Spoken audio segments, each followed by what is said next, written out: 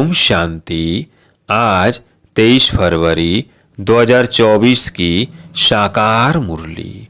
आज बाबा ने कहा, मीठे बच्चे अपना चार्ट रखो तो पता लगे कि हम आगे बढ़ रहे हैं या पीछे हट रहे हैं।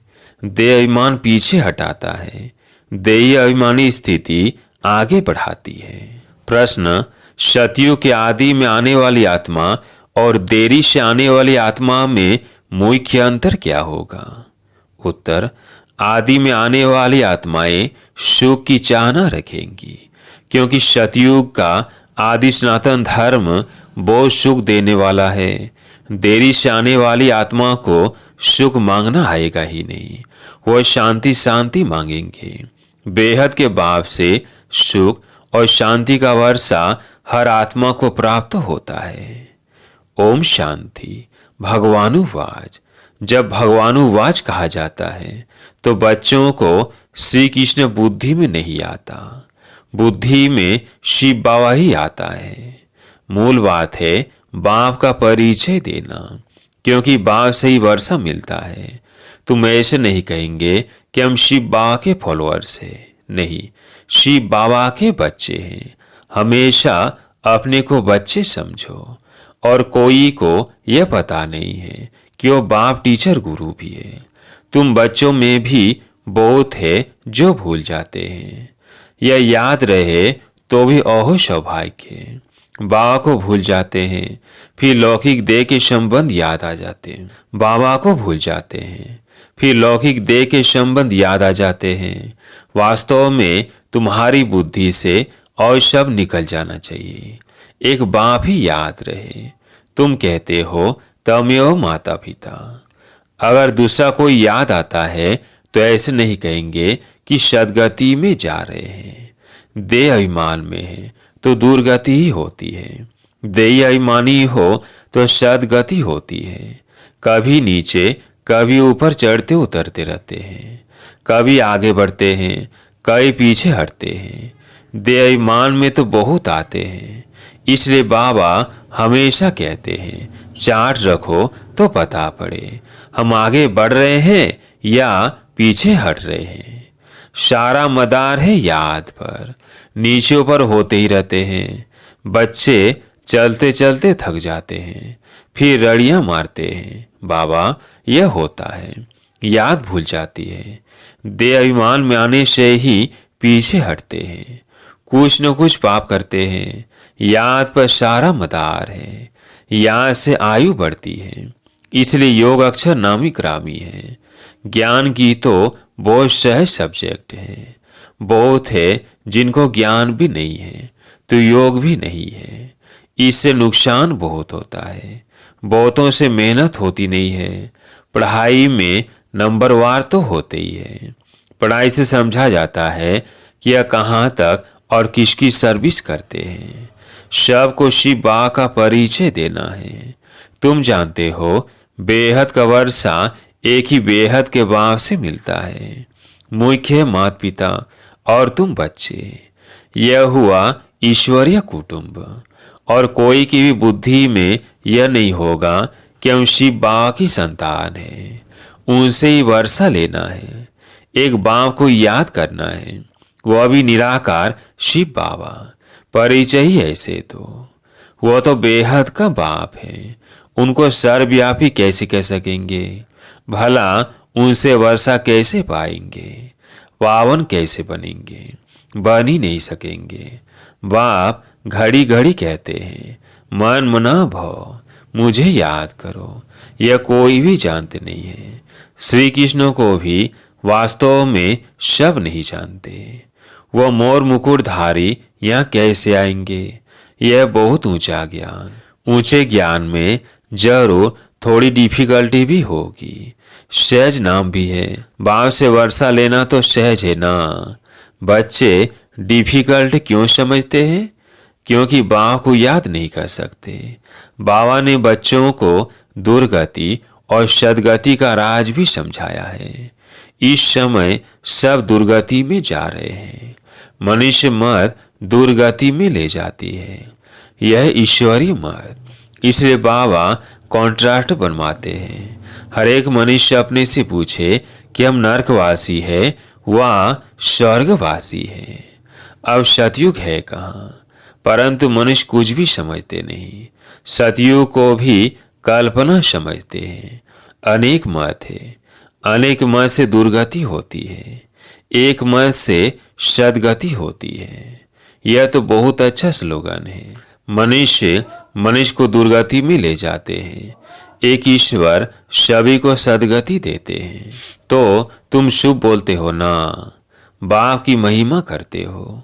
वह सर्व का बाप है, सर्व की सदगति करते हैं। बच्चों को बाप ने बहुत समझाया है। भल प्रभात फेरी निकालो, बोलो हेवनली गॉड फादर हमको यह पद प्राप्त करा रहे हैं। अब नर का अंत आने वाला है। समझाने में मेहनत तो करनी पड़ती है। एरोप्लेन से पर्चे गिरा सकते हो। हम तो एक ही बाप की महिमा करते हैं, वो ईश्वर का सदगति दाता है। बाप कहते, बच्चे मैं तुमको सदगति देता हूँ, फिर तुमको दुर्गति देने वाला कौन? कहा जाता है आधा कल्प है हैविन, फिर हेल।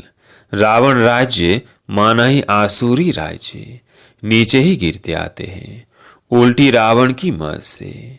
पतित पावन एक ही बाप है। हम बाप से विश्व का मालिक बन रहे हैं। इस शरीर से भी मोह निकाल देना है। अगर हंस बगुल इकट्ठे होंगे तो मोह कैसे निकलेगा? हर एक की सर्कमस्टांस देखी जाती है।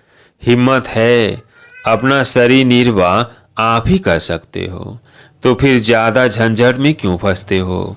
पेट बहुत नहीं खाता है, बस 2 रोटी खाओ और कोई फुरना नहीं। फिर भी अपने से प्रण कर लेना चाहिए कि बाप को ही याद करना है, जिससे सब विकर्म विनाश हो जाए। इसका मतलब यह नहीं कि धंधा नहीं करना है। धंधा नहीं करेंगे तो पैसा कहाँ से आएगा? भीख तो नहीं मांगना है, यह तो घर है। शिव बा के भंडारे से खाते हैं। अगर सर्विस नहीं करते हैं तो मुफ्त में खाते हैं, तो गोया भीख पर चलना होता है। एक ही जन्म, फिर सर्विस करनी पड़ेगी। राजा से लेकर रंक तक सब यहाँ है। वहाँ भी है, परंतु वहाँ सदैव सुख है, यहाँ सदैव दुख है। पोजीशन तो होती है ना, बाँस से पूरा योग रखना है, सर्विस करनी है। दिल से पूछना है कि हम यज्ञ की कितनी सेवा करते हैं। कहते हैं ईश्वर के पास सब हिसाब बना बनाया है, उसको साक्षी होकर देखा जाता है कि इस चलन से क्या पद पाएंगे। यह भी समझ सकते हैं कि श्रीमत पर चलने से कितना ऊंच पद पाएंगे, न चलने से कितना कम पद हो जाता है। यह सब समझने की बातें हैं। तुम्हारे पास प्रदर्शी में कोई भी धर्म वाला आता है, बोलो बेहद के बाप से बेहद के सुख शांति का वर्षा मिलता है। बेहद का बाप ही शांति दाता है, उनको ही कहते हैं शांति देवा। अब कोई जड़ चित्र थोड़ी शांति दे सकेगा। बाप कहते हैं तुम्हारा स्वधर्म है शांत, तुम शांति धाम में जाना चाहते हो। कहते हो शिव बाबा शांति दो, तो बाप क्यों नहीं देंगे? क्या बाप ऐसा नहीं देंगे बच्चों को? कहते हैं शिव बाबा सुख दो, वो तो हैविन स्थापन करने वाला है, तो सुख क्यों नहीं देंगे? उनको याद ही नहीं करेंगे, उनसे मांगेंगे ही नहीं तो देंगे भी क्या? शांति का सागर तो बाबा ही है ना। तुम सुख चाहते हो, बाप कहते हैं शांति के बाद फिर सुख में आना है। पहले पहले जो आएंगे वो सुख पाएंगे। देरी से आने वालों को सुख मांगना आएगा ही नहीं, वो मुक्ति ही मांगेंगे। पहले सब मुक्ति में जाएंगे, वहां तो दुख होता ही नहीं। तुम जानते हो हम मुक्ति धाम में जाकर फिर जीवन मुक्ति में आएंगे, बाकी सब मुक्ति में चले जाएंगे। इसको क़यामत का समय कहा जाता है। सब का हिसाब किताब चुकता होने वाला है। जानवरों का भी हिसाब किताब होता है ना। कोई कोई राजाओं के पास रहते हैं, उन्हों की कितनी पालना होती है। रेस के घोड़ों की कितनी संभाल होती है, क्योंकि घोड़े तीखे होंगे तो कमाई अच्छी होगी, धनी जरूर प्यार करेंगे। यह भी ड्रामा में नूंद है, वहाँ यह होते ही नहीं। यह रेस आदि बाद में शुरू हुई है। ये सारा बना बनाया खेल है। सृष्टि के आदि मध्य अंत को भी अब तुम जान गए हो। आदि में बहुत थोड़े मनुष्य होंगे। हम विश्व पर राज्य करते रहेंगे। हर एक समझ सकते हैं कि हम बन सकते हैं, वह नहीं। हम बहुतों का कल्याण करते हैं, इसमें मेहनत करनी पड़े। जबकि बाप मिला है। दुनिया वाले तो आपस में लड़ते झगड़ते रहते हैं, विनाश के लिए क्या क्या बनाते रहते हैं। ऐसे ऐसे बॉम्ब बनाते हैं जिससे आग लग जाए। भंभोर को आग कोई कम थोड़ी लगेगी, बुझाने वाला कोई रहेगा नहीं।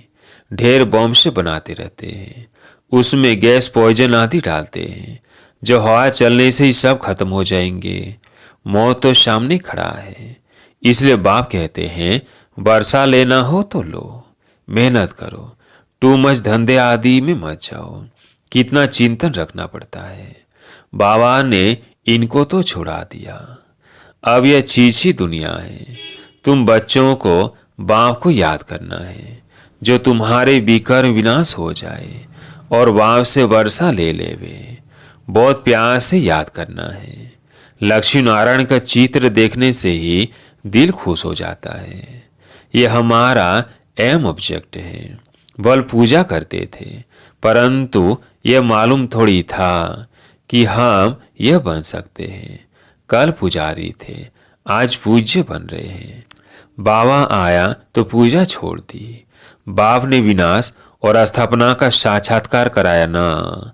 हम विश्व के मालिक बनते हैं। यह तो सब खत्म होना है, फिर हम क्यों न बाप को याद करें। अंदर में एक ही महिमा गाते रहते हैं। बाबा आप कितने मीठे हो। तुम जानते हो हम सब आत्माओं का बाप वो एक ही है, उनसे ही वर्षा मिलता है। हम भक्ति मार्ग में उनको याद करते थे। वह परम धाम में रहने वाला है, इसलिए तो उनका चित्र भी है। अगर आया न हो तो चित्र क्यों होता। शिव जयंती भी मनाते हैं, उनको कहा जाता है परम पिता परमात्मा। बाकी तो सबको मनुष्य या देवता कहा जाता है। सबसे पहले आदि सनातन देवी देवता धर्म था, पीछे और धर्म हुए हैं। तो ऐसे बाप को कितना प्यार से याद करना चाहिए। भक्ति मार्ग में तो बहुत रड़ियां मारते हैं, अर्थ कुछ भी नहीं जानते।